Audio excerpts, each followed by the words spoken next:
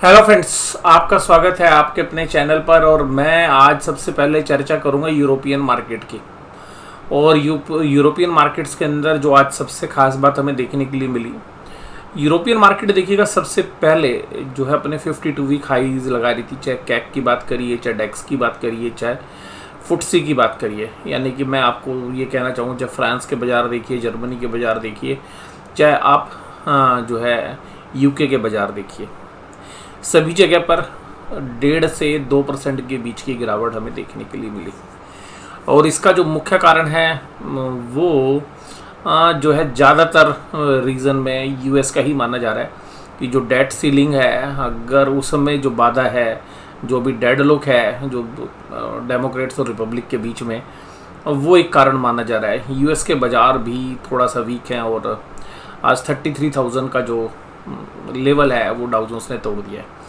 इसके अलावा अगर हम बात करें तो नेस्डेक और S&P 500 भी तकरीबन 1% के आसपास की कमजोरी के साथ काम कर रहे हैं। हमारे बाज़ारों के अंदर भी आज जो है सेकंड सेशन के अंदर जो है हमें देखने के लिए मिला कि बैंक निफ्टी के जो 3 दिग्गज शेयर्स हैं, ICICI बैंक, कोटक बैंक और HDFC बैंक, इन तीनों ने नेगेटिव जो है टेक्निकल सेटअप भी क्रिएट कर दिया और आज एक अच्छी सेलिंग ऊपरी लेवल से इन तीनों स्टॉक्स में देखने के लिए मिली। और सबसे सरप्राइज किया ICICI बैंक ने, जो लगभग लास्ट के आधे पौने घंटे के अंदर ही क्रैक हुआ। लेकिन वहीं पर जो सबसे खास बात हमें देखने के लिए मिली वो ये थी कि जब ये बाजार के अंदर ये शेयर्स टूट रहे थे, उस समय निफ्टी बैंक के दूसरे शेयर्स संभालने की कोशिश कर रहे थे, जिसमें AU स्मॉल फाइनेंस बैंक और इंडसइंड बैंक प्रमुख थे। अब इन दोनों बैंकों के अंदर एक अच्छा रनअप जो है इस महीने के अंदर या इस सीरीज में देखने के लिए मिला है।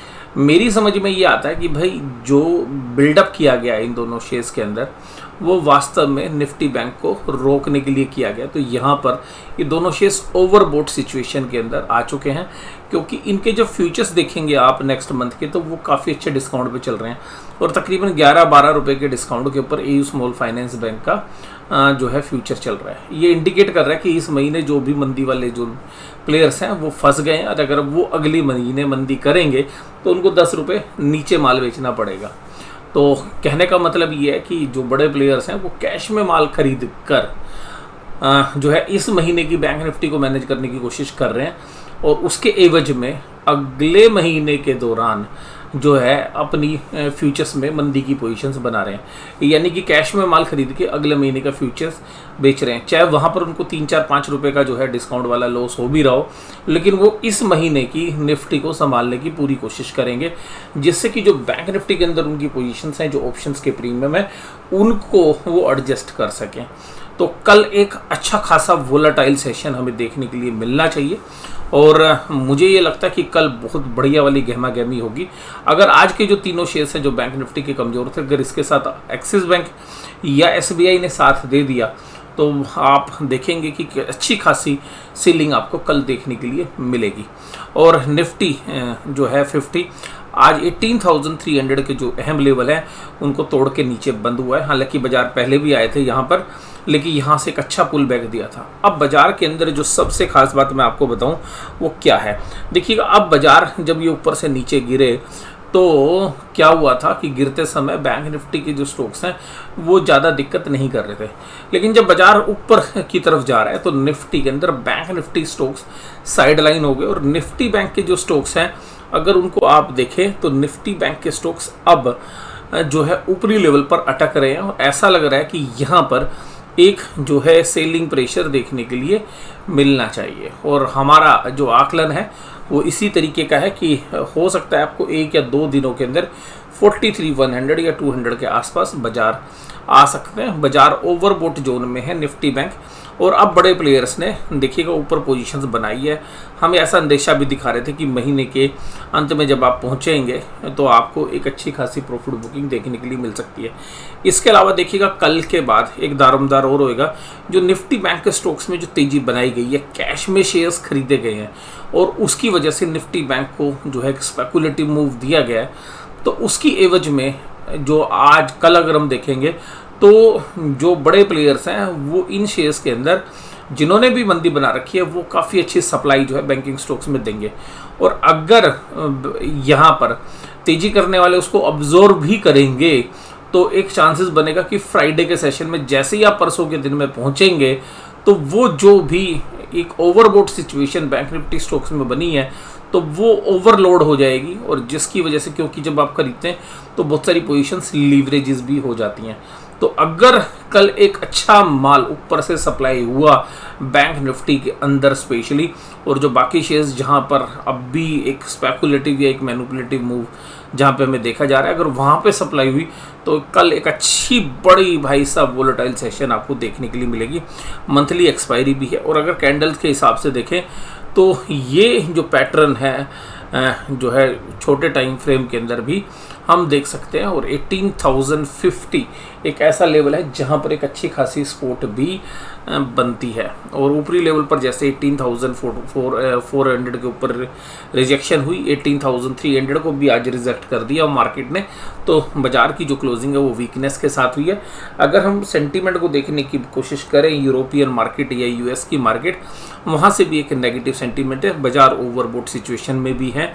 और मोस्टली लोगों के दिमाग में एक चीज़ भर जाती है ऐसे सिचुएशन में कि भाई अब कॉल्स खरीद लो, किसी की भी कॉल खरीद लो, पैसा बनेगा। और मुझे ऐसा लगता है कि वो जो कॉन्फिडेंस होता है जो नीचे से ऊपर जब पैसा बनता है एफएनओ में, तो होता क्या है कि जो भी कॉल खरीदने वाले हैं वो फिर दोबारा से कॉन्फिडेंस दिखाते हैं कि भाई अब देखो तो दोबारा बनेंगे पैसे। और मुझे लगता है कि जो ओवर कॉन्फिडेंस है एफएनओ ट्रेड के अंदर, वही जो है ज़्यादा मतलब नुकसान का कारण बनता है, बजाय कि एक बार प्रॉफिट लेके साइड में बाजार को देखें। तो मुझे लगता है कि कल का एक बढ़िया वोलेटाइल सेशन हम उम्मीद कर रहे हैं। आईटीसी, टाइटन, सन फार्मा, एसबीआई लाइफ और मारुति सुजुकी प्लस में थे। अदानी एंटरप्राइजेस आज देखिएगा थोड़ा सा कमज़ोर था, और जो राजीव जैन जी हैं जी वाले हैं वहाँ पर उन्होंने कहा कि अभी और भी लगाएंगे, लेकिन इसमें बड़ा जबरदस्त स्पेकुलेटिव मूव चल रहे हैं। आज की जो चर्चा है वो मुझे यहाँ लगता है, देखिएगा 3 से 4 शेयर्स जिन्होंने बाजार का रुख बदलने की कोशिश की। एचडीएफसी बैंक में एक अच्छी सेलिंग जो है हमें देखने के लिए मिल रही है कुछ समय से, और एचडीएफसी बैंक ने आज 1620 का मूव दिया, और अगला जो पड़ाव बनता है वो 1580 रुपये का बनता है। आईसीआईसी बैंक हालांकि अभी सपोर्ट के आसपास है, लेकिन फिर भी हमें लगता है कि आईसीआईसी बैंक 930 से 932 रुपये तक के भाव दिखा सकता है। और क्योंकि महीने के एंड में कुछ भी जो है हो सकता है, और भी ज़्यादा सीवियर भी हो सकता है। एचडीएफसी देखिएगा, एचडीएफसी लिमिटेड 2703 पे था कल, और वहाँ से आज टूटता हुआ नजर आया।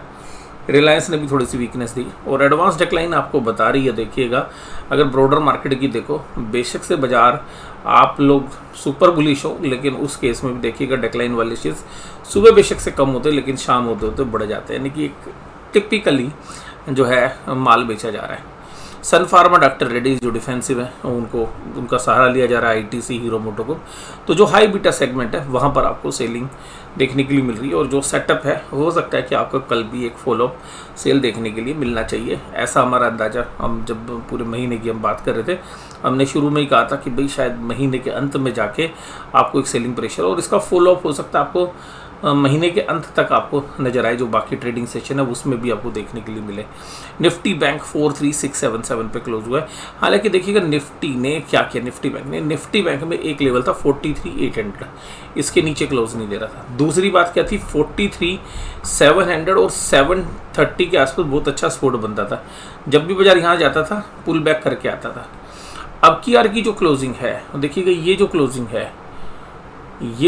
है ये अभी हाल फिलहाल की जितनी भी क्लोजिंग हुई है उन सबसे नीचे वाली क्लोजिंग है। यानी कि हाल फिलहाल में निफ्टी बैंक की जो पिछले 6 दिनों के अंदर एक लोएस्ट लेवल के ऊपर क्लोजिंग हुई है। तो यहाँ से अभी भी प्रॉफिट बुकिंग का दौर चल सकता है, उसकी बहुत अच्छी संभावना है। बंधन bank, SBI, IndusInd bank, axis और एयू स्मॉल फाइनेंस बैंक ये चल रहे। देखिएगा आप एयू स्मॉल फाइनेंस बैंक में बहुत सारे मतलब रिटेलर ना फंसे हुए, बहुत ज़्यादा। मतलब लोगों ने सोचा कि चलो मंदी बनाते हैं, स्मॉल फाइनेंस बैंक में हाई वैल्यूएशंस है, तो यहाँ पे देखिएगा बड़े ऑपरेटर ने फंसा रखा है उनको। ये देखिएगा कल का पेन है उनका। अब वो अगले महीने रोल ओवर करेंगे ना, मंदी की पोजीशन 10 रुपये नीचे हो रही है, 12 रुपये भी था बीच में डिस्काउंट। तो ये बड़ी विडंबना है कि आप उस मंदी को कंटिन्यू भी करना चाहोगे अगले महीने में, तो आपको क्या करना पड़ेगा, आपको 10 रुपये नीचे फ्यूचर बिक रहा है। और सिमिलरली इंडसइंड बैंक में भी देखिएगा एक रन अप हुआ, मतलब जिसको आप कहें कि भाई टिपिकली जिसकी वजह से रोका गया, तो इनमें भी एक सीवियर सेलिंग आपको कभी भी देखने के लिए मिल सकती है प्रॉफिट सेशिंग में। और हो सकता है कि अगर दिन भर रोक भी लिया जाए तो 2-2:30 बजे के बाद जो है सीवियर सेलिंग आ सकती है इन दोनों काउंटर में भी। अगर नहीं भी आएगी तो फ्राइडे के अंदर आपको देखने के लिए मिल सकती है। और कोशिश तो देखिएगा कल ही एक वोलेटाइल सेशन होगा। HDFC बैंक, ICICI बैंक और कोटक महिंद्रा, अगर ये बैंक कल तीनों वीक रहे तो आप ये मान के चलिए अगर ये तीनों बैंक वीक हुए तो यहाँ पे जबरदस्त तरीके के स्टॉप लॉस है वो ट्रिगर होते हुए नजर आएंगे, और जिसकी बदौलत बाजार 43,000 के आसपास तक भी जा सकता है बड़े आराम से। बंधन bank, IndusInd bank, AU small finance bank, SBI ये तेजी में थे, एक्सिस भी, और IDFC bank of Baroda, Kotak Mahindra, HDFC, ICICI ये सब कमजोरी में थे। हालांकि देखिएगा यहाँ पे एक चीज़ थी, कोटक महिंद्रा बैंक में वॉल्यूम ज़्यादा नहीं था, HDFC बैंक में वॉल्यूम सही था, ICICI बैंक में नहीं कि वॉल्यूम बेस्ट सेलिंग थी। तो यहाँ पर कल भी एक गहमा गहमी हम देख सकते हैं, रहनी चाहिए। FIIs लगातार भाई सब बाजार को रोकने की कोशिश कर रहे हैं, आज भी बाइंग, DIs की भी बाइंग। तो आप सोच रहे हो सेलिंग कहाँ से आ रही है। मिस्टर इंडिया भी अभी जिंदा है, ठीक है जी, आपने फिल्म देखी होगी टाइगर अभी जिंदा है, तो यहाँ पे मिस्टर इंडिया ही शायद सेल कर रहा है, यानी कि जो प्रो वाले अकाउंट्स हैं, HNI इन्वेस्टर्स हैं, वहाँ से सेलिंग है। तो उसके अलावा 458 करोड़ की इंडेक्स फ्यूचर्स के अंदर भी सेलिंग आज FIs ने थोड़ा सा हैज लिया होगा। 1953 करोड़ की इंडेक्स ऑप्शंस में बाइंग है। इसके अलावा अगर हम देखें स्टॉक फीचर्स में भी मामूली सेलिंग है। ये फिगर तो था ही कुछ समझ से परे, ये मतलब ठीक नहीं था, करेक्ट नहीं है फिगर। और पुट कॉल रेशो में पुट राइटर बैकफुट पर आ गए। अब कोई ज़्यादा पुट तो नहीं लिखी हुई, लेकिन बाज़ारों के अंदर जो अभी भी पुट लिखी हुई हैं वो भी अगर ट्रैप हो गई तो जो है बहुत बड़ी टेंशन जो है बन जाएगी। यानी कि आज हुआ क्या कि जो पुट ऑप्शंस 10-15 रुपये की थी वो 40-50 रुपये की हो गई।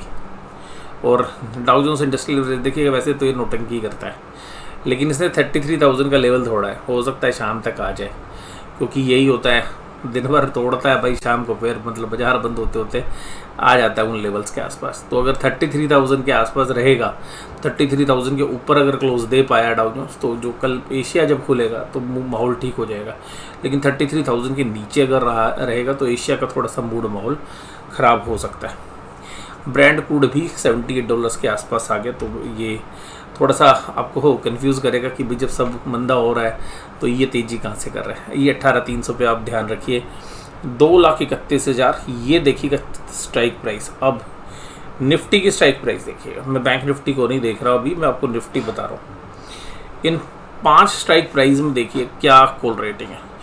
2 लाख, 1 लाख 66, 2 लाख 77, 1 लाख 99, 2 लाख 62। नीचे पुट राइटिंग में देखिएगा ये नीचे पुट राइटिंग में 2 लाख 60, 1 लाख 19, 246, 1 लाख 11,000, 1 लाख 77। यानी कि पुट राइटिंग कहीं ना कहीं हल्की पड़ रही है। लास्ट के दिन में ऐसा होता है दोनों बराबरी पे खड़े होते हैं, तो कल एक अच्छी गहमा गहमी हमें देखने के लिए मिलेगी। निफ्टी बैंक में देखिएगा ज़्यादातर स्ट्राइक 43,800 के और 44,000 के ऊपर कॉल रेटिंग है। और हालांकि जो कुछ पुट अनवेंडिंग हुई है वो इन्हीं लेवल्स पर हुई है, 43,800, 43,900, 44,000 की। लेकिन इनकी जो शिफ्टिंग हुई है वो नीचे की तरफ हो गई है, और मतलब 43,500 पर एक अच्छा बेस बनाने की कोशिश है। अगर कल 43,500 नीचे की तरफ क्रैक होता है तो एक अच्छा फॉल हम जो उम्मीद कर रहे हैं 43,100 या 43 तक जा सकता है। ऊपर की तरफ पर अगर हम देखें तो 43,900 और 44,000 पर एक अच्छा रेजिस्टेंस देखने के लिए मिल रहा है। आज की इस चर्चा में बस केवल इतना ही। वीडियो देखने के लिए धन्यवाद। Thank you very much.